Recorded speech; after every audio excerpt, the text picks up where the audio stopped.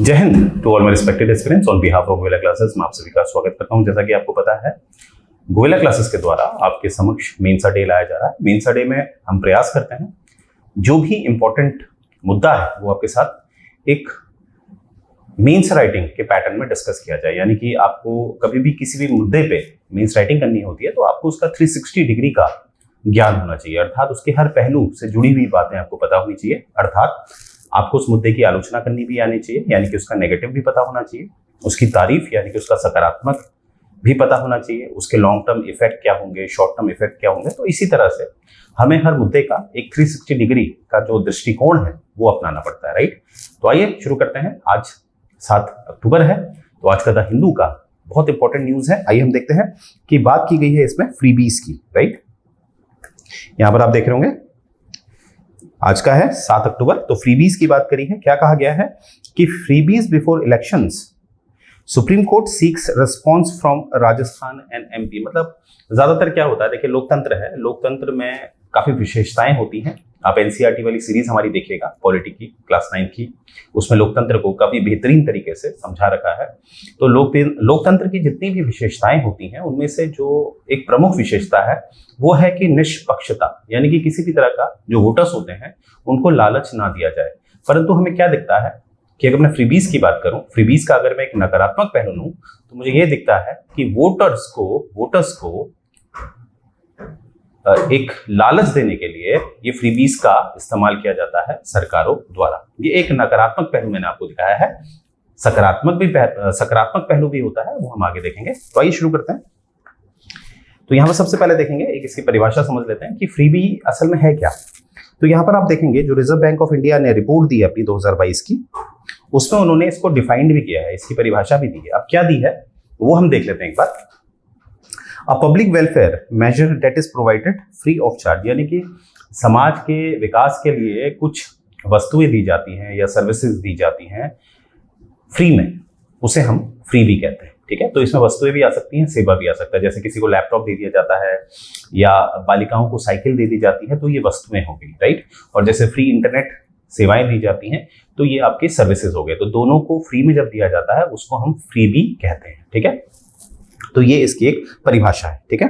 आगे उतना खास इंपॉर्टेंट नहीं है। नेक्स्ट देखते हैं, what is difference between freebie and welfare. अब देखिए हमें ये समझना बहुत जरूरी है कि एक फ्रीबी और एक जो हमारा एक वेलफेयर स्कीम्स होती हैं उसमें क्या फर्क है। अब फ्रीबी का जैसे आप देख रहे होंगे, फ्रीबी ये पिक्चर्स में आप देखिए, पिक्चर में आपको दिख रहा होगा, ये लैपटॉप रखा हुआ है, साइकिल रखी हुई है, ये इस तरह के उपकरण आपको फ्री में दिए जाते हैं सरकार द्वारा, ठीक है। तो ये फ्रीबी होता है। अब आप कहेंगे कि इससे तो फायदा ही होगा, बिल्कुल। लोगों को फ्री में कोई चीज मिल जाए, जैसे कि अगर हम देखते हैं इसका एक सकारात्मक पहलू देखते हैं कि साइकिल, बालिकाओं को साइकिल फ्री में मिले तो वो स्कूल तो जाएंगी, राइट, स्कूल वो जाएंगी, कहीं ना कहीं उनको फायदा होगा, टाइम से वो घर आ जाएंगे, तो ये तो अच्छी बात है, राइट। और वैसे ही अब इसको आप ये नहीं कह सकते हैं कि इसको आप वेलफेयर से नहीं जोड़ सकते हैं, ठीक है। अब ये वेलफेयर क्या होता है, वेलफेयर जो होता है, जैसे कि आप जानते हैं, अगर मैं संविधान की बात करूं तो संविधान का जो भाग 4 है, जो बात करता है डीपीएसपी की, यानी कि जो राज्य के नीति निदेशक तत्व होते हैं, वो बात करता है। वहां पर आपने देखा ही होगा समाज के हित के लिए एक संवैधानिक तौर पे बाध्यता बना रखी है, मैंडेटरी कर रखा है। मतलब एक बाध्यता इस तरह की नहीं है कि उसमें जुडिशियल रिव्यू होगा, परंतु एक तरह का कर्तव्य है भाग 4 संविधान का राज्यों के लिए, चाहे वो केंद्र सरकार है चाहे वो राज्य सरकार है, कि वो जो भी भाग 4 संविधान के भाग 4 में नियम लिखे हैं उन नियमों के अनुसार लोगों का फायदा करें। अब देखिए उसमें अगर मैं बात करूं अनुच्छेद 40 की, आप जानते हैं अनुच्छेद 40 किसकी बात करता है, वो लोकल गवर्नमेंट की बात करता है, तो इसीलिए हमें पंचायती दिखता है। तो ये एक लोकतंत्र को पूरे ग्रास रूट तक पहुंचाने की बात जो होती है वो वेलफेयर स्कीम्स होती हैं। और योजनाओं को अगर हम देखें, जैसे महात्मा गांधी नेशनल रूरल एम्प्लॉयमेंट जो गारंटीड स्कीम होती है, जिसे हम मनरेगा कहते हैं, राइट। तो मनरेगा क्या है, मनरेगा जो है वो एक फ्रीबी नहीं है, वो फ्रीबी में उसे आपने नहीं डालना है, वो एक समाज के विकास के लिए एक वेलफेयर स्कीम है। तो मुझे उम्मीद है आप समझ पाएंगे डिफरेंस कि फ्रीबी मतलब होता है जिसमें लैपटॉप, इस तरह के उपकरण जो है, चाहे वो वस्तु है चाहे वो सेवा है, गुड्स एंड सर्विस को जब फ्री में दे दिया जाता है जनता को, तो वो फ्रीबी होता है। और जो इस तरह की योजनाएं जो मैंने आपको बताई, जैसे मनरेगा है, इस तरह की जो योजनाएं होती हैं वो हमारी वेलफेयर में होती हैं, राइट। तो मुझे उम्मीद है ये आप समझ पाए होंगे अंतर। अब देखिए यहाँ पर जो बता रखा है वो ऑलरेडी मैं बता चुका हूँ कि जो फ्रीबी होते हैं गुड्स एंड सर्विसेज होते हैं इस तरह से, जैसे एग्जांपल लैपटॉप, टीवी, बाइसाइकिल, इस तरह की बातें, राइट। आगे देखते हैं। और वेलफेयर स्कीम भी मैं आपको बता चुका हूँ। ये देखिए भाग 4, आप जानते हैं आपके संविधान के भाग 4 में क्या है, जो राज्य के नीति निर्देशक तत्व यानी कि डीबीएसपी के बारे में बात करता है। उदाहरण भी मैंने आपको दिया है, तो आप समझ पाए होंगे कि वेलफेयर स्कीम और फ्रीबी स्कीम में क्या डिफरेंस होता है, ठीक है। अब हम आगे देखेंगे कि जैसे जो इसमें बता रखा है कि जो हमारा वेलफेयर स्कीम्स होती हैं वो क्या है, जैसे कि मैं आपको बता चुका हूँ Mahatma Gandhi national rural employment guaranteed act, ठीक है। इसके बारे में एक एक्स्ट्रा इन्फॉर्मेशन मैं देना चाहता हूँ आपको। ये जब आया था तो ये नरेगा था, इसमें महात्मा गांधी का नाम नहीं था, और ये 2005 में आया था, ठीक है। और महात्मा गांधी का नाम इसमें 2009 में जुड़ा है। तो देखिए इस तरह का कभी कभी प्री में आपसे क्वेश्चन पूछे जा सकते हैं या अपनी मीन्स राइटिंग में भी आप इस्तेमाल कर सकते हैं, ठीक है। तो ये चीज आप देखिए, जैसे पब्लिक डिस्ट्रीब्यूशन सिस्टम होता है, पीडीएस होता है, ठीक है, जिसमें आपका डीबीटी होता है, डायरेक्ट जो बेनिफिट होता है, यानी कि आपके अकाउंट में ज्यादा डायरेक्ट पैसे आते हैं, ठीक है। तो ये सब किस में आएगा, आपका जो वेलफेयर स्कीम्स होती हैं, राइट। तो ये बात आप ऑलरेडी आपको मैंने बताई है। आगे देखते हैं। अब हम देखेंगे, जैसे मैंने कहा था फ्रीबी के बारे में, मेन मुद्दा हमारा फ्रीबी है। तो फ्रीबी का एक सकारात्मक पहलू है तो एक नकारात्मक पहलू भी है, ठीक है। पहले हम सकारात्मक देख लेते हैं, फिर हम नकारात्मक देखेंगे, राइट। तो फ्रीबी का देखते हैं, इसका एक सकारात्मक पहलू क्या है, पब्लिक आउटरीच एंड एंगेजमेंट, ठीक है। तो इसका मतलब क्या है, देखिए government freebies can increase public trust and satisfaction with the government as they demonstrate its responsive and accountability to the people। देखिए इसमें क्या है, अगर जैसे एक है ना, एक आदमी मान लेते हैं ये x है, ये y है, ठीक है, मैंने 6 लिख दिया है, ठीक है। तो x के लिए तो ये 9 होगा, x के लिए ये क्या हो जाएगा 9, और y के लिए ये क्या हो जाएगा 6। अब मेरा कहने का क्या तात्पर्य है, मेरा कहने का ये तात्पर्य है कि दृष्टिकोण कहां पर है, विजन कहां पर है, उस हिसाब से हमें कुछ वस्तु को या किसी स्थिति को समझना होता है। तो यहां पर जो एडवांटेज वाली बात ये उठा रहे हैं, यहां पर उठा रहे हैं एक सरकार की तरफ से। देखिए क्या होता है, अगर आप सरकार की तरफ से देखेंगे तो सरकार को पुनः स्थापित होने के लिए जो भी उसने वादे किए हैं उसको पूरा करना होता है, और जो उसके वोटर्स हैं उनको खुश रखना है। तो फ्रीबी क्या करती है कि जब भी सरकार फ्रीबी के माध्यम से जिनको जरूरत है उनको वस्तुएं देती है, उदाहरण जैसे आपको दिखेगा यूपी है, यूपी में हमें दिखा था कि वहां की सरकार ने बहुत सारी जो बालिकाएं थी जो स्कूल में पढ़ती थी उनको साइकिल दी।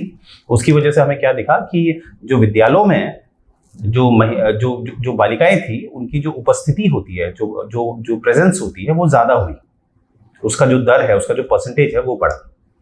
तो यहां से आपने देखा कि लोग खुश हुए सरकार के लिए, सरकार ने ऐसा काम किया, और सरकार को क्या करती है, वो वोट देती है। यानी कि सरकार अपने जो जनता है, अपने जो वोटर्स हैं, उन तक अपनी जो पहुंच होती है वो बढ़ाती है, ठीक है। ये बात यहां पर बताई गई। आगे देखते हैं। A study by the Center of Policy Research Fund that एक स्टडी हुई है किसके द्वारा, सेंटर फॉर पॉलिसी रिसर्च, माफ कीजिएगा पॉलिसी रिसर्च। उसने क्या पाया है कि freebie such as laptop, bicycle, cash transfer had a positive impact on the voters turnout.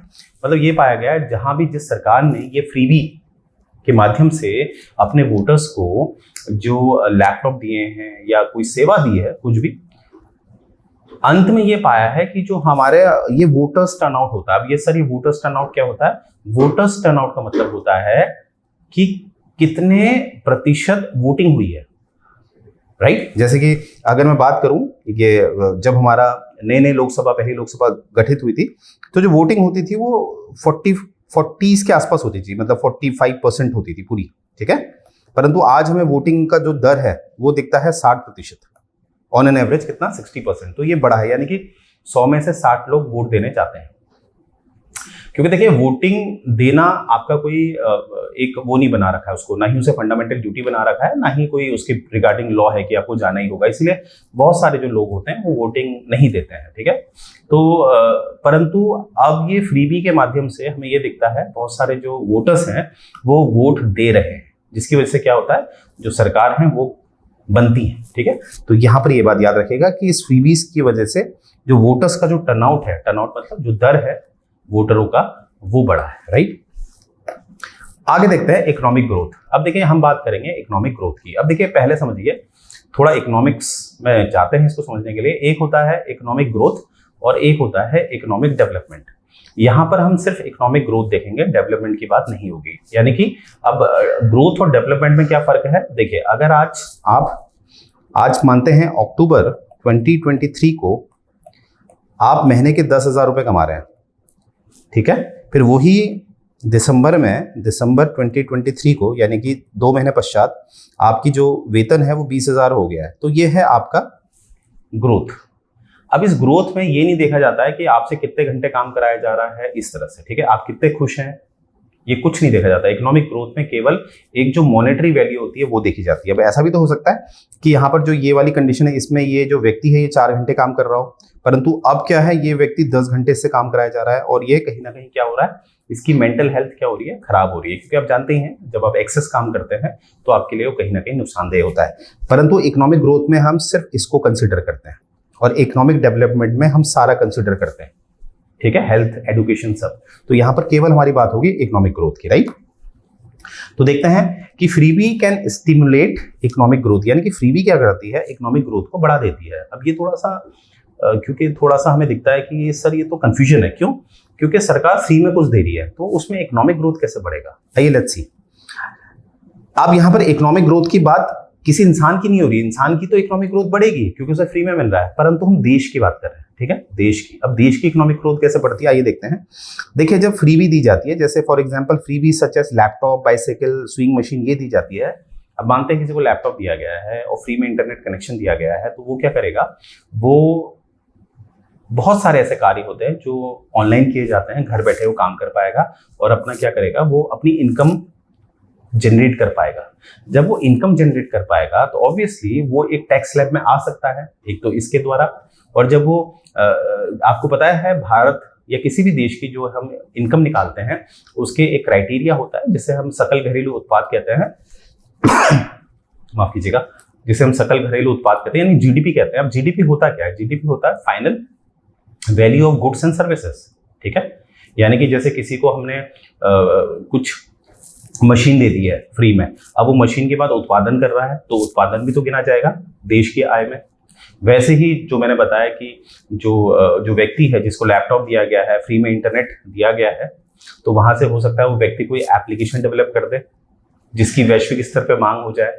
तो इस तरह से आप देख रहे होंगे कि फ्रीबी के माध्यम से एक इकोनॉमिक ग्रोथ होता है देश का भी, जनता का तो होता ही है, देश का भी होता है, राइट। ये बात आपने याद रखी। आइए आगे देखते हैं। अब एक नीति आयोग की रिपोर्ट देख लीजिए, क्योंकि मेंस राइटिंग में जब आप एक अपना आधार, जो भी तथ्य आप, जो भी बातें आप बोलते हैं उसके पीछे अगर आप इस तरह की रिपोर्ट का एक आधार बना लेते हैं तो आपके मेंस राइटिंग पे थोड़ा सा एक वेटेज होता है, राइट। तो नीति आयोग की रिपोर्ट क्या कहती है, stated that freebies such as bicycle given to school girls in Bihar and West Bengal increase their enrolment and retention rate. यानी कि आप देखिए, मैंने बताया था पहले भी, यहाँ पर नीति आयोग रिपोर्ट दे रही है कि बिहार और वेस्ट बंगाल की जो बालिकाएं थी जो स्कूल में पढ़ती थी, उनको जब साइकिल दी गई तो उनका जो एक अटेंडेंस होता है ना, उसका उनकी प्रेजेंस जो थी, वो जो उपस्थित हुए उसका दर बढ़ा, परसेंटेज बढ़ा, ठीक है। क्यों, साइकिल की वजह से। क्योंकि कभी कभी ऐसा होता था बहुत दूर है, स्कूल काफी दूर है, तो नहीं वो बालिकाएं नहीं जा पाती थी, परंतु ये साइकिल देने से क्या हुआ, बालिकाओं का जो प्रेजेंस है वो बढ़ा और बालिकाओं का एनरोलमेंट भी बढ़ा, राइट। तो ये फायदा है इसका, ये हमें पता चलता है नीति आयोग की रिपोर्ट से। अब हम देख लेते हैं थोड़ा सोशल वेलफेयर की बात।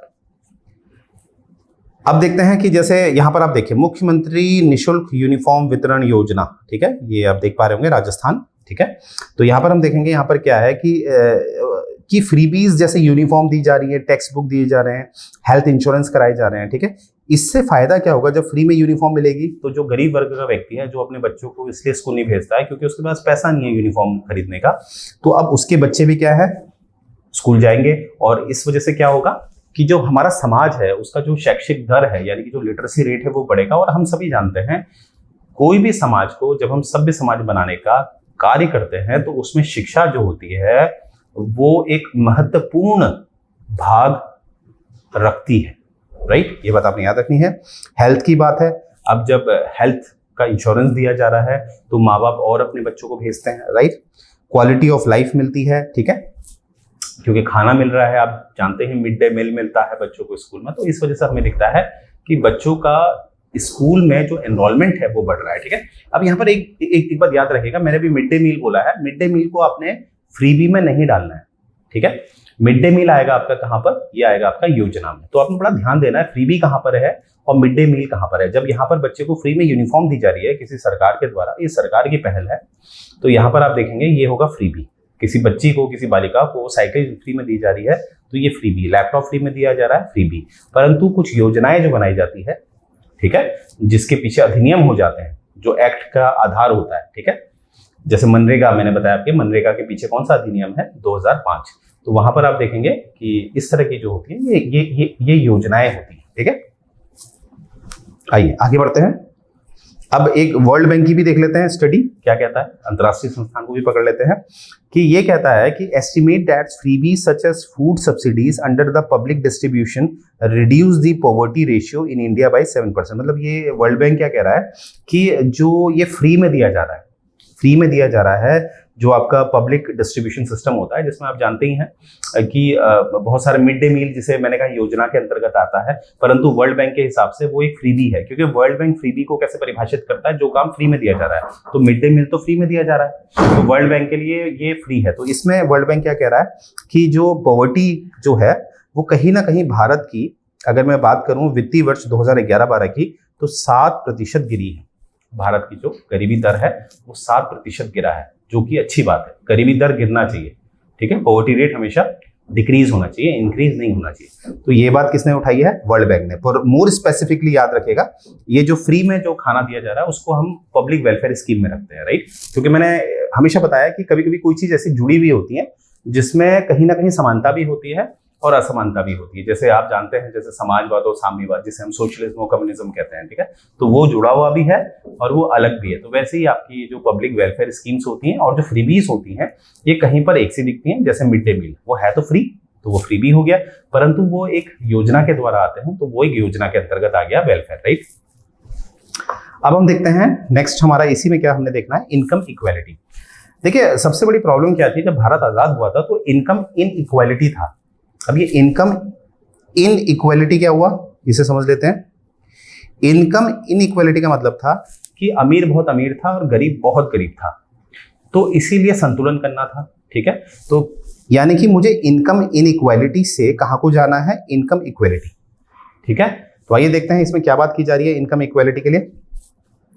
Freebies can reduce income inequalities, यानी कि फ्रीबीज क्या करता है, जो अमीर बहुत अमीर है और जो गरीब बहुत गरीब है, उसके बीच जो एक आर्थिक असमानता है उसको कम करता है। कैसे, अभी मैंने बताया आपको, फ्री में जो दिया जाता है वो ऐसा थोड़ी ना, जैसे हमने मिड डे मील की बात करी है, अब ऐसा थोड़ा कोई प्राइवेट स्कूल है जहाँ की फीस ही 8-8, 9-9 लाख रुपए है, वहां पर थोड़ा मिड डे मील होता है। और ज्यादातर ऐसे स्कूलों में अमीर के बच्चे ही जाएंगे, जिनका आर्थिक वर्ग जो बहुत मजबूत है वही लोग तो जाएंगे, उन्हीं के बच्चे। परंतु जो गरीब के बच्चे हैं वो ज्यादातर हमारे सरकारी विद्यालयों में जाते हैं, राइट। आजकल सरकारी विद्यालय भी आप जानते ही हैं, दिल्ली का उदाहरण आप देख सकते हैं कि वो प्राइवेट विद्यालयों के बराबर ही उनका स्टैंडर्ड मेंटेन हो गया है। तो अगर मैं सरकारी विद्यालयों को अगर ये बता रहा हूँ गरीब, तो मेरा ये कतई मतलब नहीं है कि सरकारी विद्यालय जो है वो जो स्कीम है उनकी, वो जो उनकी इंफ्रास्ट्रक्चर है वो बहुत बुरा है, ऐसा कुछ नहीं है। दिल्ली का उदाहरण आप देख सकते हैं, राइट। मेरा कहने का तात्पर्य है कि आज सरकार क्या कर रही है, जो हमारा गरीब वर्ग है, जो आर्थिक स्तर से कमजोर है, उसका क्या कर रही है, उसको सहयोग दे रही है। किस रूप में, सब्सिडी के रूप में। तो उससे होता क्या है कि बच्चे पढ़े लिखे होने लगे हैं। गरीबी की वजह से बच्चे पढ़ नहीं पाते थे, इसीलिए आगे चलकर उनको रोजगार नहीं मिल पाता था। तो ये जो असमानता थी ये बढ़ती जा रही थी, इनइक्वालिटी जो थी ये बढ़ती जा रही थी। परंतु आज बच्चा पढ़ रहा है, जैसे आप जानते हैं राइट टू एजुकेशन है, जो हमारे एक मौलिक अधिकार है, राइट, जो आर्टिकल 21A में है, वो उसकी वजह से तो आप कोई मना भी नहीं कर सकता, कोई राज्य सरकार मना भी नहीं कर सकती। इसलिए हम देख रहे हैं कि अब गरीब के बच्चे भी पढ़ रहे हैं और कहीं ना कहीं आज गरीब के बच्चे भी बड़े बड़े जो इम्तिहान है उसमें टॉपर हो रहे हैं। जैसे कि आप हमारे सिविल सर्विसेज को देख सकते हैं, राइट। तो आप समझ पा रहे होंगे कि किस तरह से जो फ्रीबीज होती हैं वो कहीं ना कहीं इस इनइक्वालिटीज को क्या करती हैं, कम कर रही है, इक्वालिटी की तरफ ला रही है, राइट। ये बात उठाई गई है। अब यहाँ पर देखते हैं रिजर्व बैंक की भी रिपोर्ट है, क्या है, analyse that loan waivers relieve the डेब्ट burden and improve the credit worthing of distress farmer. देखिए होता क्या है, कभी आपने देखा होगा कि सरकार क्या करती है कि एक लोन माफ कर देती है, ठीक है, जैसे किसी किसान ने लोन लिया। अब ध्यान दीजिएगा, मैंने बोला किसान ने लोन लिया, देखिए किसान क्या लोन लेता है, 50,000 का, 1 लाख का, है ना। अब कोई बिलियनर लोग होते हैं, जैसे मालिया साहब आपको पता ही है, 9,000 करोड़ का लोन लेके भाग जाते हैं, ठीक है। अब ऐसे आदमी अगर डिफॉल्टर हो जाए तो पूरे देश को नुकसान होता है। कोई 50,000 का है किसान, अगर उसका लोन माफ भी कर दे तो उससे क्या होता है, वो स्ट्रेस से बाहर आ जाता है, फिर वो और काम करता है। तो अंत में हमें दिखता है कि कहीं ना कहीं विकास ही होता है, राइट। वरना हमें आए दिन सुनने को मिलता है कि फार्मर ने अपने पूरे परिवार के साथ सुसाइड कर दिया मात्र 50,000 लोन के लिए, ठीक है। तो ये बात आप समझ पा रहे होंगे कि हमारे देश के लिए एक जवान यानी कि जो हमारे आर्मी मैन होते हैं और एक किसान बहुत जरूरी है, राइट। तो ये बात यहाँ पर बताई गई है। अब थोड़ा डिसएडवांटेज देख लेते हैं। अभी तक मैंने आपको एडवांटेज बताए हैं, अब डिसएडवांटेज देख लेते हैं। डिपेंडेंसी सिंड्रोम, देखिए इसमें क्या होता है कि एक तरह का, जिसको हम जैसे फ्री में साइकिल दे दी, फ्री में खाना दे दिया, तो उसकी वजह से क्या होता है कि लोग डिपेंडेंट हो जाते हैं, फिर वो काम करना छोड़ देते हैं। अब आप देखिए कि किसी व्यक्ति को, जैसे इसी को समझाने का एक तरीका है आपका कम्युनिज्म और सोशलिज्म, ठीक है। इन दोनों में क्या फर्क है, पहले समानता क्या है, सोशलिज्म और कम्युनिज्म में, दोनों में सरकार का हस्तक्षेप होता है, राइट, सरकार कंट्रोल करती है, बिल्कुल सही बात है। अब फर्क क्या है, फर्क ये है कि कम्युनिज्म कहता है कि सबको बराबर बांट दो। अब सबको बराबर बांटने का मतलब क्या है, देखिए हर आदमी का जो एक पोटेंशियल होता है, उसके अंदर जो क्षमता होती है वो तो अलग होती है। अब कोई आदमी बहुत हार्ड वर्किंग होता है, कोई नहीं होता है, परंतु जो बहुत हार्ड वर्किंग है उसको आप उतना ही दे रहे हो, जो कम हार्ड वर्किंग है, तो होगा क्या, जो बहुत हार्ड वर्क करता है वो भी कम हार्ड वर्क करने लगेगा, क्योंकि मिलना तो उतना ही है, राइट। क्योंकि ये बात याद रखिएगा, एफिशिएंसी और रिवॉर्ड आपस में जुड़ी हुई होती है। आप जितना हार्ड वर्क करेंगे उतना अगर आपको रिवॉर्ड मिलता है तो आप अपना हार्ड वर्क और बढ़ाएंगे। वहीं पर सोशलिस्ट में आ जाइए। सोशलिस्ट क्या कहता है कि वो एक मेरिट की बात करता है। मेरिट आप जानते ही हैं, जो जितना मेहनती होगा, जो जितना किसी कार्य में अपना भाग देगा, उसको उसी हिसाब से रिवॉर्ड मिलेगा, उसी हिसाब से उसको पुरस्कार मिलेगा। तो ये एक फर्क मैंने बताया आपको कम्युनिज्म और सोशलिज्म। अब यहां पर देखिए हो क्या रहा है कि फ्रीबी की वजह से क्या है कि व्यक्ति क्या हो जाता है, थोड़ा सा ढीला पड़ जाता है। उसकी एफिशिएंसी क्या होती है, खत्म। वो तो सोचता है चलो भाई मनरेगा है, 100 दिन का मुझे मिल जाएगा, बढ़िया चल रहा है, मेरे बच्चे हैं फ्री में पढ़ेंगे। तो आप समझ रहे हैं, इस फ्रीबी की वजह से क्या होता है, कभी कभी हमें दिखता है कि लोग क्या होते हैं, आलसी हो जाते हैं। तो यहीं पर ये बात उठा रखिए। और जो लोगों का आलसी होने का मतलब है नए आविष्कार नहीं होंगे, जो देश की इनकम होती है, जिसे हम जीडीपी कहते हैं, जिसमें गुड्स एंड सर्विस आता है, उस पर भी कहीं ना कहीं इसका गलत प्रभाव पड़ेगा। तो ये बात उठा रखी है। नेक्स्ट देखते हैं, a survey of a association for democratic reforms, ठीक है, एक सर्वे हुआ है, ठीक है। उसमें दिखाया जा रहा है 41% of the voter in Tamil Nadu considered freebie as a important factor of voting. अब देखिए वोटिंग में भी ये कहीं ना कहीं नुकसान आता है। क्यों? देखिए वोटर्स, मैंने कहा था लोकतंत्र में क्या है, एक बहुत महत्वपूर्ण विशेषता है वोटिंग की, ठीक है। यानी कि वोट, जो भी वोटर्स होंगे उनके लिए भी कभी भी कोई भेदभाव नहीं किया जाएगा। अर्थात ऐसा नहीं कि केवल पुरुष वोट देंगे, महिलाएं नहीं देंगी, कोई भी पक्षपात नहीं किया जाएगा। और वोटर्स भी क्या है, मतलब सरकार कुछ ऐसा काम नहीं करेगी कि भैया लो आप एक वोट हमारी पार्टी को डालो, 2,000 रुपए पकड़ो, ऐसा भी सरकार नहीं करेगी। परंतु फ्रीबी कुछ इस तरह का ही हमें दिखता है। और ज्यादातर आप देखेंगे जब भी हमारे चुनाव नजदीक आते हैं, जैसे आप जानते हैं 2024 में चुनाव आ रहे हैं, तो आप देखिएगा कि सरकार क्या होती है, फिर ये फ्रीबी वाले जो एक हथियार है उसको इस्तेमाल करने लग जाती है। तो उसकी वजह से क्या होता है कि वोटर्स कहीं ना कहीं उस पार्टी की तरफ डाइवर्ट हो जाते हैं। अब सोचिए, वो पार्टी ने जब आपको फ्रीबी के द्वारा इतना फ्री में वस्तुएं और जो सेवा है, गुड्स एंड सर्विस है, वो दी है, तो जब वो जीतेंगे तो कहीं ना कहीं उसका बैलेंस भी तो होगा। अब आप समझ सकते हैं मैं क्या कहना चाह रहा हूँ, राइट। तो यहाँ पर आप ये रिपोर्ट दे सकते हैं कि 41% voter in Tamil Nadu considered freebie as an important factor in voting, यानी कि 41% जो वोटर्स हैं वो फ्रीबी पे ही चलते हैं। जो सरकार फ्रीबी देगी हम उसी को वोट देंगे, राइट। तो ये कहीं ना कहीं एक लोकतंत्र के लिए घातक है। आगे देखते हैं फिस्कल बर्डन। इस पे जो एक हमारा वित्तीय जो एक भार आता है, ठीक है। अब सरकार फ्री में तो दे रही है, अब उससे कहीं तो नुकसान होगा, क्योंकि आप जानते हैं जो हमारा पैसा होता है, जो एक करेंसी होती है, वो तो लिमिटेड होती है। ऐसा तो नहीं है ना कि आप खूब पैसा छाप दो। आप जानते हैं अगर आप ऐसा करेंगे तो आपका देश बर्बाद हो जाएगा, राइट।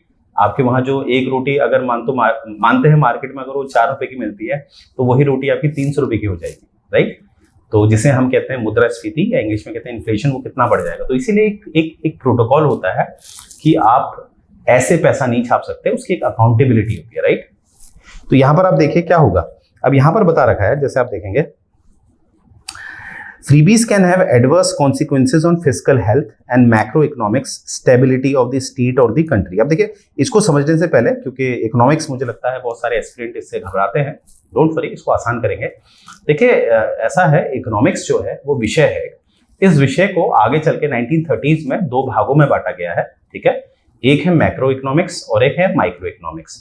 मैक्रो इकोनॉमिक्स जो है वो दिया गया था जॉन मैनार्ड कीनस के द्वारा। क्या? Macro economics. अब मैक्रो इकोनॉमिक्स और माइक्रो में क्या फर्क है? अब एक जंगल को ले लीजिए, जंगल का एक जो पेड़ होगा वो माइक्रो होगा और पूरा जंगल एक मैक्रो होगा। अब ध्यान दीजिएगा मेरी बात। जैसे आपने सुना होगा मांग का सिद्धांत, ठीक है। मांग का सिद्धांत क्या होता है? एक है ना हमारी एक थ्योरी है डिमांड एंड सप्लाई की। कहीं पर अगर कहीं पर सप्लाई बहुत ज्यादा है पर डिमांड कम है, वहां पर प्राइस गिर जाएगा।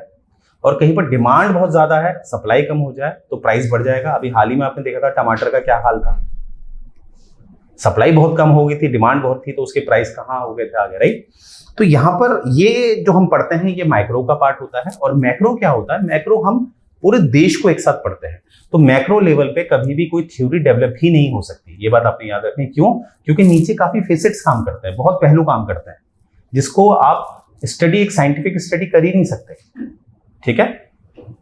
तो इसीलिए हम मैक्रो आधार पे एनालाइज करते हैं, यानी कि इसको अगर टेक्निकली मैं बोलूं तो हम इसमें जो इस्तेमाल करते हैं वो नॉर्मेटिव स्टेटमेंट का इस्तेमाल करते हैं, मतलब इसमें एक एनालाइज किया जाता है, राइट।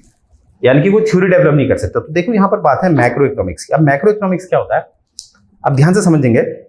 जैसे फ्रीबीज हमने दी है, ठीक है, फ्रीबीज हमने दी, जैसे एक सरकार है उसने फ्रीबीज दी। जैसे एक उदाहरण से मैं आपको समझाता हूं कि बालिकाओं को खूब हर बालिका को एक एक साइकिल देती। अब मानते हैं ये साइकिलें कम से कम 1 लाख साइकिलें देती हैं, या अभी एग्जाम्पल के लिए हम मानते हैं 1000 साइकिल दे दी, और मानते हैं एक साइकिल की जो कीमत है वो 1000 है, ठीक है। अब लागत तो होगी, साइकिल तो बनी है, तो अगर इसको आप कैलकुलेट करते हैं तो ये कितना हो जाएगा? ये हो जाएगा आपके 6 जीरो लग जाएंगे, तो ये क्या हो जाएगा? 1 10 100,000 1 लाख 10 लाख, ये हो जाएगा आपका 10 लाख। यस, ये कुल हो जाएगा 10 लाख। अब ये तो मैंने सिर्फ 1000 साइकिल में बताया, आपको बताइए कितनी साइकिलें निकल जाती हैं, कितने लैपटॉप। तो अभी 1000 साइकिल के हिसाब से अगर साइकिल 1000 रुपए की है तो 10 लाख कहाँ चले गए? फ्री में। अब ऐसा भी तो हो सकता था कि कहीं ना कहीं अब 10 लाख अगर इन्होंने यहां दे दिए हैं तो 10 लाख कहीं तो कम हो गए हैं, क्योंकि जब बजट के रूप में जब पैसा आता है तो वहां पर फ्रीबीज का कोई जिक्र नहीं होता। तो यानी कि जो पैसा लिया गया है वो कहीं तो कमी करेगा, राइट। हो सकता है उस पैसे से कोई रोड बननी हो, कोई हॉस्पिटल बनना हो, या कोई सी रोड की मरम्मत हो, तो वो काम रुक जाएगा।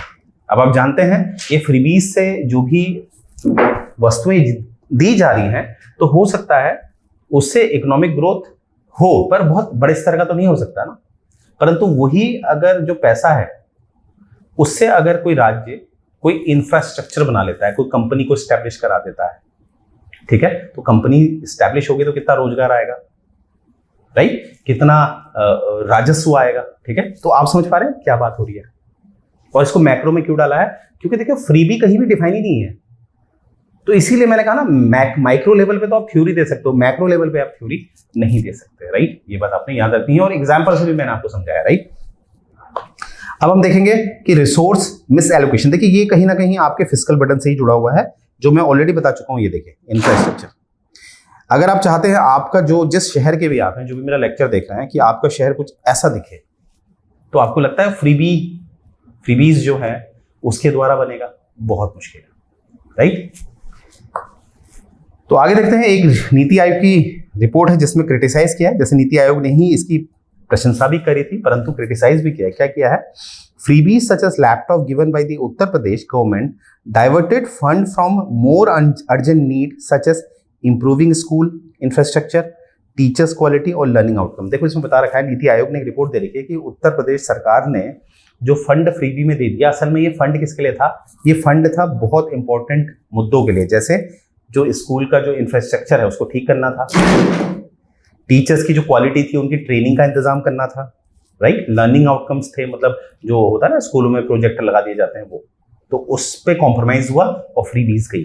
तो ये कहीं ना कहीं आप देख रहे हैं कि कहीं ना कहीं तो गलत है, राइट। ये बात आपने याद रखनी है। अब देखते हैं क्वालिटी का कॉम्प्रोमाइज। क्वालिटी का कॉम्प्रोमाइज मतलब क्या है? इसका मतलब है जो आपको फ्री में ये साइकिल दे रहे हैं, लैपटॉप दे रहे हैं, अगर आप उसकी तुलना करते हैं ना उनसे जो पैसों में आता है बहुत फर्क मिलता है। क्वालिटी में बहुत कॉम्प्रोमाइज हुआ होता है, क्योंकि देखिए ये माना जाता है, ये वैसे हिडन होता है, जैसे कि सरकार पहले ही तय कर लेती है कि भैया फ्रीबी में हमें मानते हैं 10,000 साइकिल देनी है, तो जो साइकिल का मैन्युफैक्चरर है उससे पहले ही कह दिया जाता है कि तुम इसकी क्वालिटी पे जरा कम ध्यान देना, ठीक है। वैसे ही लैपटॉप का भी होता है। तो इस तरह से आप देखेंगे ये एक बहुत बड़ा एक सिस्टम होता है जिसमें हमें फ्रीबीज में हमें क्या दिखता है कि क्वालिटी पे क्या होता है, कॉम्प्रोमाइज होता है। ज्यादातर अगर मैं लैपटॉप की बात करूं तो उनका जो प्रोसेसर होगा वो आउटडेटेड होगा, जैसे आजकल 5G का जमाना है तो आपको वो 3G वाला पैटर्न दे देंगे, राइट। तो इस तरह की चीज हमें दिखती है। अब जो मेन इंपॉर्टेंट मुद्दा है, ये फ्रीबी और एनवायरमेंट का क्या आपसी संबंध है? बिल्कुल है, बिल्कुल है। आइए कैसे देखिए। यहां पर देखिए, जब फ्रीबी के द्वारा आपको कुछ फ्री में दिया जाता है तो उससे कहीं ना कहीं जो एनवायरनमेंट है उसको नुकसान कैसे पहुंचेगा। सबसे बढ़िया एग्जाम्पल है आपका, जैसे पंजाब में आप जानते हैं कि जो बिजली होती है वो फ्री होती है। अब देखिए फ्री बिजली होगी तो आदमी क्या करेगा, अपने घर में एसी लगाएगा। अगर रिक्वायरमेंट उस घर में एक ही एसी की है, परंतु आज क्या दिखता है, हर कमरे में एक एसी लगा दिया जाता है। अब एसी आप जानते हैं एसी करता क्या है, एसी ठंडी हवा देता है, पर कहाँ से? जो उसका कंप्रेशर काम कर रहा है वो ठंडी हवा तो दे रहा है, पर पीछे से जो एग्जॉस्ट से बाहर क्या कर रहा है, गर्म हवा। तो उसकी वजह से क्या होता है, जो तापमान एक नॉर्मल होना चाहिए हमारे एनवायरनमेंट में वो उससे ज्यादा गर्म हो जाता है। और आप जानते हैं इसका लॉन्ग टर्म इफेक्ट क्या होगा, जब तापमान ज्यादा गर्म होने लगेगा तो आपके ग्लेशियर्स पिघलने लगेंगे, और ग्लेशियर्स पिघलने लगेंगे तो आपदा हमें सुनाई देती है। हाल ही में आप सिक्किम देख रहे हैं, सिक्किम में क्या हुआ, 2013 में उत्तराखंड में क्या हुआ। तो ये चीजें हमें देखने को मिलती है, राइट। और भी एग्जाम्पल है, मैंने आपके एक माइंड को सेट करने के लिए ये एग्जाम्पल दिया। तो एनवायरनमेंट को भी ये इंपैक्ट करता है, राइट। और अंत में हम देखते हैं, यहां पर आपको दिखेगा आर्टिकल 148। देखिए कैग ने भी क्या रिपोर्ट दी है, reveal that free electricity for farmer in Punjab led to over use wastage of power. यानी कि वो खेतों में जो पंप होते हैं अब उसको ज्यादा इस्तेमाल कर रहे हैं, जो हमारी बोरवेल होती है अंडरग्राउंड वाटर को ज्यादा खींचा जा रहा है, क्योंकि बिजली तो फ्री में हो गई है, कोई डर ही नहीं है, कोई पैसा ही नहीं देना है। तो आप समझ रहे हैं, उससे हमारे जो नेचुरल रिसोर्सेज होते हैं उसका जो एक्सट्रैक्शन है वो हद से ज्यादा होता है। और सभी जानते हैं बुद्धा जी ने बोला है मिड पाथ, अगर आप अति किसी चीज की करते हैं वो हमेशा नुकसान करता है, राइट। और अंत में एक बार इनको देख लेते हैं। आर्टिकल 148 में कैग आता है, और हमेशा याद रखिएगा कैग का फुल फॉर्म होता है controller and auditor general, right. अब मैं आपसे एक प्रश्न पूछ रहा हूं, जो भी मेरे लेक्चर देख रहा है कमेंट सेक्शन में बताइएगा इसका आंसर, कि असल में क्या भारत में कैग जो है ये कंट्रोलर और ऑडिटर जनरल दोनों के फंक्शन करता है भारत में? अगर हाँ तो बताइए कैसे, और अगर ना तब भी बताइए कैसे, राइट। ये बात याद रखिएगा। तो देखिए इस तरह से आपको पढ़ाया जा रहा है, मुझे उम्मीद है ये लेक्चर आपको पसंद आ रहा होगा, राइट। तो यहाँ पर आप देखिए ये जो कोर्स आपको ऑफर किया जा रहा है, जिसमें IAS के लिए प्रारंभ कोर्स है हमारे पास, जिसमें NCERT का फाउंडेशन कोर्स आपको दिया जा रहा है, मेन साइड दिया जा रहा है इस तरह से। तो ये मात्र आपको पड़ेगा फिलहाल 2,999 का। मैंने फिलहाल बोला, फिलहाल का मतलब अभी इसमें डिस्काउंट चल रहा है, अन्यथा इसका जो प्राइस है वो है 5,999, राइट। ये हमारा टेलीग्राम चैनल है, ये आप देख रहे होंगे, फटाफट आपने ज्वाइन करना है और हमारे टेलीग्राम चैनल को ज्वाइन करना है, जिससे कि जो भी एग्जाम रिलेवेंट डेटा है जो हम यहाँ अपलोड करते हैं आप उसे इजीली डाउनलोड कर पाएं और अपनी तैयारी को बेहतर बनाएं, राइट। और ये हमारा कॉन्टैक्ट डिटेल है, आप इसमें कभी भी फोन कर सकते हैं, हमारी टीम अवेलेबल है, आपकी क्वेरीज को रिजॉल्व किया जाएगा। ये हमारा प्ले स्टोर पे एप्लीकेशन है, इस एप्लीकेशन को आपने डाउनलोड करना है और अपनी तैयारी को बेहतर बनाना है। और ये हमारी वेबसाइट आप देख रहे होंगे, UPSC, Haryana civil services, Rajasthan, इस तरह से आप देख रहे होंगे, अलग अलग डोमेन में हमारी एक्सपर्टीज है। आपने फॉर्म फिल करना है और हमारी टीम आपको कांटेक्ट करेगी, राइट। तो यहीं से मैं ये सेशन एंड करने जा रहा हूं। जय हिंद।